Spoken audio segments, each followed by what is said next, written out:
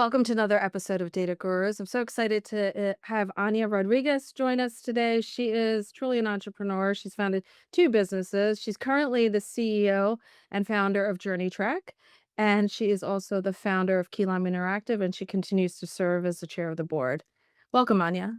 Thank you, Sima. Thank you, Sima, so much for having me today. How are you?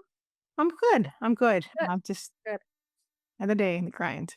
You're living the entrepreneurial dream. For sure. For sure. Anya, you have such an incredible background. I know you and I both worked at IBM at different times, but you have such a rich history of work experience before you founded Key Lime. I'd just love for you to talk a little bit more about that, and then your journey in terms of founding Key Lime, and then ultimately your journey track. Yeah. So I began my career. I studied engineering, but I always liked people and systems. I was a mechanical engineer at Carnegie Mellon, but I really wanted to do some version of industrial. So I took my first job at a school at Pratt and Whitney, and I worked in their advanced engineering team that really set up a VR room to look at advanced, learning and things like that, which is really neat because it was sort of in the intersection of human factors Mhm. and just engineering design. And so it was really early, like pre any of the things that were happening now.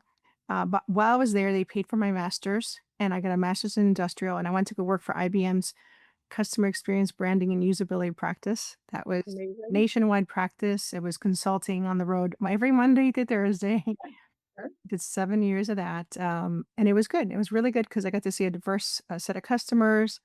I loved being at the forefront of a lot of, sort of very early stuff. We were doing a lot of the early design thinking methods and just really sort of coming to cusp with a lot of advanced methods in that team and really sort of consulting in. And so I did that. And then I went to work. We had looked at a couple of solutions and user testing kind of solutions. And the early one before user testing, Maze, user Zoom, any of that Right. stuff was Keynote's Web Effective. And Web Effective was, bought by a bunch of, like, different companies that pulled Mhm. together, and they were under Keynote. Keynote really was a performance engineering company that did a lot of, like, testing for, uptime and stuff like that, but they had bought this whole CX practice of different companies, try to Right. get to the because the experience is part of, how long you're sitting on the site is part of your experience.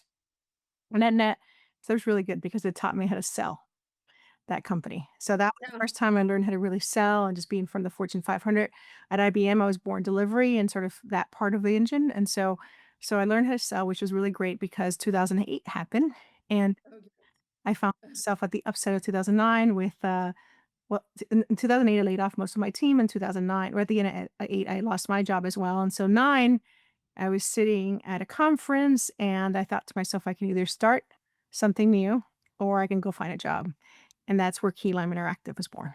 Um, ESPN was our first customer, then PayPal, then Citi, and then we started really sort of rolling with that. And today, it's 16 years later. I have Eugene Santiago running it, which was my first hire within it. Uh, Incredible. yeah, so that's amazing. But along the way, in year 2, 'cause the engineer may try to come out, I actually created something that was like a user testing mobile solution. And Okay. back then, I didn't know how to go to market. I had no idea how to raise capital. I had Mhm. no money, except everybody and their mother wanted this solution, and it was before user testing had their mobile testing. In fact, Daryl tried to buy it. I didn't even know how to sell it to him. That was the worst part of it, right? And Yeah. it was called Clue, and so Clue is a mobile testing platform, and but at that same moment as I had that idea and had all that sort of early, need, Mhm. we won this huge engagement with Citibank. That was when we really sort of took off, if you will, Yeah. consulting side of it, and so I had to burn the hand with this consulting work or I had to figure out how to raise capital, which I had no clue about or anything like that, and so that sat with me for many years, that decision. It wasn't a bad decision because we did a lot, but it wasn't the decision. Later on, I realized I was, mentoring a lot of the folks who went public and everything, and I thought to myself, "Goodness, this is not the way to go," right?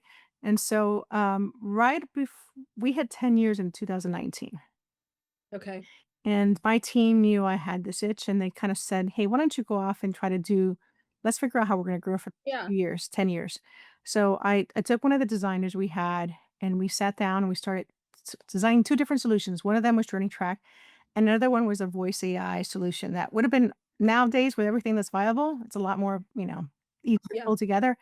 That time we were working with Google and a lot of voice AI stuff, so we knew where things were, but we realized it wasn't where it was then. That was 5 years ago now. So net net, I did because we worked with Fortune 500, I'd had Google and Amazon and everybody that we had in our client list validate what JourneyTrack was gonna be. And, we set off to get some I had worked with a lot of different developers throughout my years, and we set off to RFP, the development part of it, because we didn't really do that at Keylem at all. We don't at all. Sure. And so Yeah. we said, "Okay, we're gonna build out developers now." Lo and behold, COVID happens and pause everything. So, fast forward in June of 21, we pick up, we go to beta, and we start really go to market in the early 22. And you're still doing this under key lime? Still doing under Keyline for Okay, the first great. well, no, actually, we picked up at the beginning of 21 and we kinda bounced off Yeah. in the middle of 21. So Okay. 21, we actually separated the companies 'cause Yeah. knew I wanted to go raise capital. Yeah. This po And the cultural fit is so different, right? it's Software company to a services company. incredibly enough, it's also a different buyer. The Yes. buyer is different because, unfortunately, for better or for worse, UX doesn't have the same maturity that CX practices do. And JourneyTrack is more of a CX kind of holistic end-to-end journey. I think UX teams still, unfortunately, now are starting to see the turnaround. I've even saw Norman Nielsen write an article on journey management. I Mhm. mean, that stuff has been around, for a while, right? And that's what the whole basis of like JourneyTrack and tools like ours are, right? It's a journey management solution. It isn't until now that the UX community has started to what I feel like listen to it, Yeah. write about it. The CX community has been writing and thinking about it. But granted, when I was starting this, I was very much a UX practice person. So I didn't Mhm. know that this other world, this parallel world existed out there. Yeah. There's people that had been living and breathing this, in the grand scheme of things, if you think about it, there's, in journey management, there's usually like a framework that's like a level 0, level 1, level 2, level 3, level 4, and sorry, level 3. And, for all intents and purposes, UX people live in a level 3, more the micro journeys world, whereas the strategy really lives at an L0, L1, maybe an L2. Got it. And so that's where the CX practices live. So my buyer was different, right? My buyer is not the same people that were buying usability tests and maybe some customer research, although they do personas and they still buy journeys, Right. buy more from a research perspective versus where the CX practices thinks about it as a practice. Yeah. Really, they don't just think about it as a methodology, but rather a way of governing and really managing the whole experience, right? Holistically. So let's do definitions for a moment for the listeners. Okay. How do you define CX? How do you define UX? So UX is for me, it's the how person feels, interacts with a product or service. Yeah. So typically it's, people describe, that's why you measure things as such as ease. More product relationship It's very driven. much product Yeah. driven at the product level, Yeah. the micro level, right? It's Right. interactions by little interactions where you're building, back in the IBM days. Yes.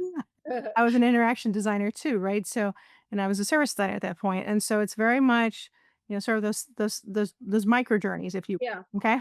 Yeah. CX to me is much bigger. It's like the end-to-end relationship with that customer across channels, departments, Mm. time. To me, UX lives within CX, but Yes. like CX includes everything from like the beginning awareness, which quite frankly, unless you're designing some of the website stuff you don't deal with when you're doing more app Sure. visibility, Yeah. to like the support part of it, the billing, the Mhm. advocacy, which honestly UXers typically don't deal with, Right. respect. Yeah. So to me, it's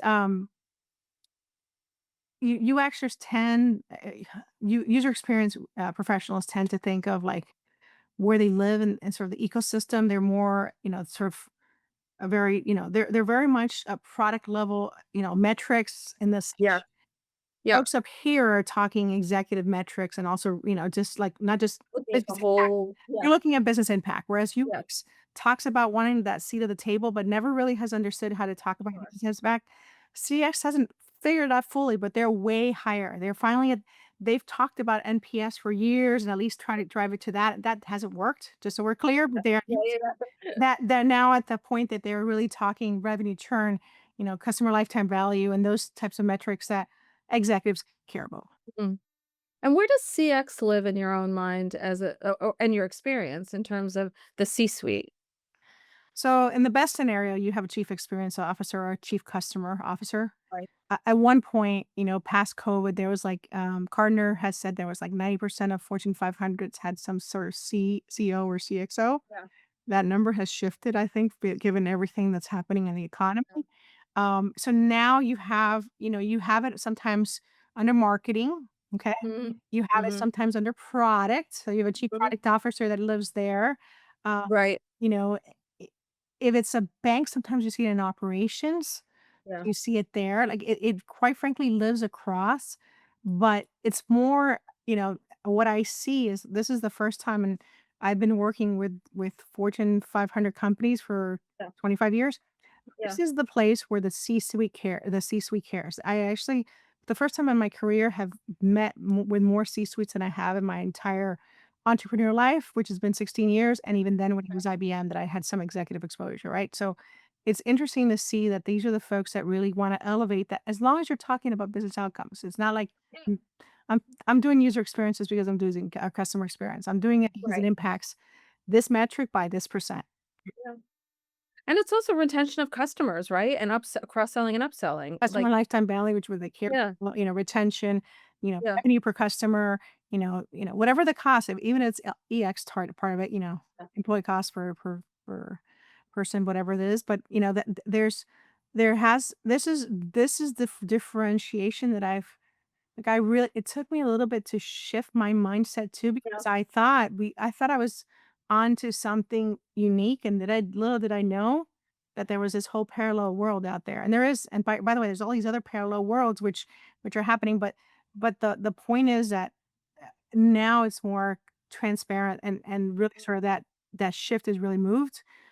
Mhm. So sometimes I think about my team at Key Lime, Yeah. clients. I even tell them, "Hey, listen, there's this organization called CXPA. Yeah. They're much more strategic than I saw ever from like other UX type of conferences. You should check it out, right? Because I think they talk Yeah. different, and they're talking more like the language you want to sit at the table kind of language.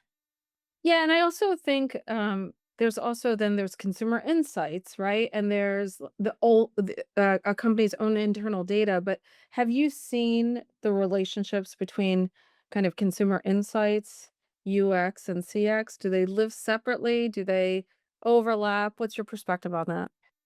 So what I love about this is so typically, when I would interlock at Key Lime with consumer insights, because we were doing personas of some sorts or some Yeah. version of that, right? Because they were like the gold mine of data. They had, we were looking at attitudinal data, emotional data, whatever it is, and they held that data, right? So what's cool about what's happening now is that data, right? Data Yeah. scientists love it because even though they're siloed in different, like they're part of CX, the data science sort of subsegment is Mhm. there, Mhm. um, you'll see them involved. And so we bring in data now from systems like, Databricks or Snowflake, which is their data, right? Which is Right. operational Yeah, it's data, internal which is data. Yeah. not just like the UX CX data. This is real Yeah. stuff what's happening. So um that helps things become a lot more actionable. So it starts to tell a story differently, right? It integrates multiple data sources to be able to map To the drive customer journey. to drive the decisions and stuff like that. You Yeah. can take Look, if you're a qualitative person and you had a bunch of interviews, you can take those qualitative things and just Yeah. interviews transcripts and put them into our system, and it creates that journey, and it starts to Nice. map the insights and does all that. But, we all know that people want more than that. They want more than the qualitative data. So now you have to layer in all your quant data that's coming in through Medallium, Qualtrics, Foresta, whatever it is that you're using. And then after that, you're going to also want to layer some of the operational stuff, like, some of the data analytics stuff that's happening if you have that access to that, et cetera, et cetera. So the point of it is becomes you need a place independent. I see some of the UX teams buying data repositories, and I'm like, why would you spend money on that? To be honest, Right. Yeah. like that doesn't give you anything. At least with quite frankly, all the journey management systems have some Right. level of like that already built in. Yeah. But you get to visualize in a way that executives care about because they like to see things rolled up all the way to the top and look at Of course. that giant Yeah. atlas kind of view. So actually, I didn't give you a chance to share specifically what does JourneyTrack do in terms of this mapping of journeys, if you don't mind sharing that. Yeah. So Journey Track is it's part of a new category of tools that they call journey management. Okay. Foresters right now doing their landscape study and then they'll do their ranking study. Uh, Okay. but what this new category tools are, they're not just simple journey mapping solutions like Miro, which you can just build a little journey maps, but there's like Yeah. no data connection to data. Yeah. Journey management tools allows you to pull in data from other systems Mhm. and also lets you push out sort of fixes. So we have integration with Jira, which allows you to see, like you talk about, we always Ah, worry about, oh, when do our things actually go into production? Did it right. ever do what we told them to do? And we never know as UXers, we never know as typically as CXers. So this Jira integration takes it back. And as soon as things, it's a two-way integration. So if something is moved to getting worked on, and Yeah. it's done, it's done, and so now you know that's done, so now you can remeasure and say, "Okay, that's done, now let's Very validate cool. that actually Yeah. went into production." But the beauty of that is I can go from, like, insight when I ran that research, user case study, whatever it is, 6 months ago, that led to this recommendation, that led to these actions of things they fixed on the site or whatever the app Yeah. that actually led to outcomes, right? And so then Yeah. I can say, "Okay, now we said to remove this one whole step. We knew going into this that was going to remove whatever friction points it is, but does in fact it did it lead to, quicker transactions, more transactions, whatever it is. So then we can measure, yeah, before this we used to see about 1,000 loan applications a day. Now we're Yeah. seeing 2,000 because now they don't have to fill this all this other stuff. So we've doubled that. Each transaction is valued at, each mortgage application is worth X dollars. That times Yeah. the number of new ones is your ROI multiplied times whatever time period you want to do. And you quickly can say this is a huge impact to the business because it's created, an extra Yeah. million dollars worth of revenue every. And it also allows any executive to determine allocation of resources, right? Like if this is actually making a huge impact, let's investigate further in terms of what we can do. Yeah. Yeah, that's really cool. Um, So let's just switch gears a little bit. Obviously, it would be, I'd be remiss in not to asking you about AI and how it might impact CX. I know you've already incorporated a lot of AI in your current platform, but what do you see happening? Where do you think all of this is going in terms of understanding journey management? In journey management, what it does, it helps teams surface insights faster, right? Because we have a place that we can dynamically do that in a very quick way, right? I mean, in the old days, one of my old IBM colleagues used to do this a lot, God bless him, but he used to create this mega spreadsheet, where he would tag Yeah, everything. yeah, Everything with, like, this me and, like, quite frankly, this huge insurance company would pay him for a year, he, like, mega yeah. Just to spreadsheet be able to do that. this mega Yeah, spreadsheet, right? That's yeah, done. That's gone, right? This in fact, yet last week I was at a conference and someone said that I thought to myself, "No, no, no, no. I hope you're still not doing that, please. That is not yeah, the way to go," right? So that whole idea of things getting surfaces, understanding how much strength of evidence you have on an insight, that how many times yeah. that's shown up in all the research that we've done, because quite frankly, you only see a sliver if you're doing this part of the Sure. whole journey. Yeah, So that's there. The other part that, AIs really can help with is just the like, you know, the ability to really allow you to, um, pull out and really standardize things, right? So, like, help you, sort of quickly, govern what you're gonna pull in as data, really sort of pull it together, and just, get for us at the beginning right now, it's we're measuring our AI impact, right? That we impact the same way. We're yeah, measuring it by like time to first value, like how fast do they value, right? So we have a bunch of things like, persona proto AIs, that you can build, proto personas quickly. You can do this, journeys from like your qual stuff that gets you in the tool quicker. And that's time to first value is a metric that obviously is very important in SaaS companies, right? yeah, And yeah. and then from there, right, you continue to measure like, okay, now as they have a lot of data, how do they cluster things quickly and do things like that? You know, it really at the sort of at the very, sort of fundamental layer is we're all stuck in data overload. And so it's Yeah. being like, really knowing what to do, how to, what goes first, second. That's like the thing They we need to work contextualize with. it. Yeah. Who does it best and why? Like there's so much stuff that is gonna be good. Like I think where the profession of like experienced professional is gonna really sort of need to elevate itself is, we're still gonna be and I granted I've seen now some stuff that I even say, well, maybe not. I think there's still the human element of like moderation and understanding the right questions to ask. Yeah. But I've now seen some stuff that's actually pretty Well, I and mean, I'm like, holy smokers, that's the scary part. But we all want to be human, right? We want to be human. yeah, yeah, there's this fine balance, but I know, like, I've at seen some stuff. corporate, we've seen so much AI moderation, right? Like, there's a lot of from you just put in the topics you wanna And discover and understand, and all of a sudden you get the results, and there's no human intervention outside of the respondent, yeah, which is it's crazy what's happening right now. So there's a lot of areas and I think that shifts things. I mean I've seen there's just it is moving quickly. It is yeah. changing so fast. And so I think the real sort of value is how do we differentiate when everything is sort of everybody's putting into the same systems and Correct. that's Yeah, I think everything is becoming like a lot easier to quite frankly, quite frankly to build things that I used to take months to build are kind of now in weeks, not even maybe even one sprint. And it's like really complicated stuff. And in the old days would have taken months to get out a feature yep, like this. So that's problematic. If everybody can copy everybody quickly, right. that becomes an issue. The barriers to entry are really easy, unless you have that competitive differentiation. Yeah. But you're gonna get it and then somebody's gonna copy it quickly. Yeah, I do believe data is a differentiator, right? Depending on where you source it and how you source it, and I think a lot of these, enterprise 500 clients have their own proprietary data that can help them differentiate the use of these platforms in some way, shape, or form. At least that's my thesis. We'll see. Alright, switching gears, you've been an entrepreneur, specifically a woman entrepreneur for the last 15 years? 16? 16 years. Sweet 16. What lessons or kind of golden nuggets would you share with o other entrepreneurs? Yeah. You know, I the first business I built it at a sheer will and just Yeah. trying to build it from nothing. There's pros and cons to that.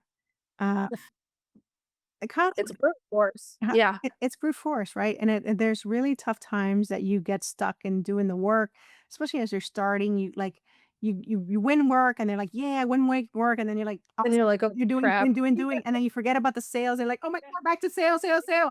Okay, back to this," and that's really tough, right? Until you get that Yeah, engine going.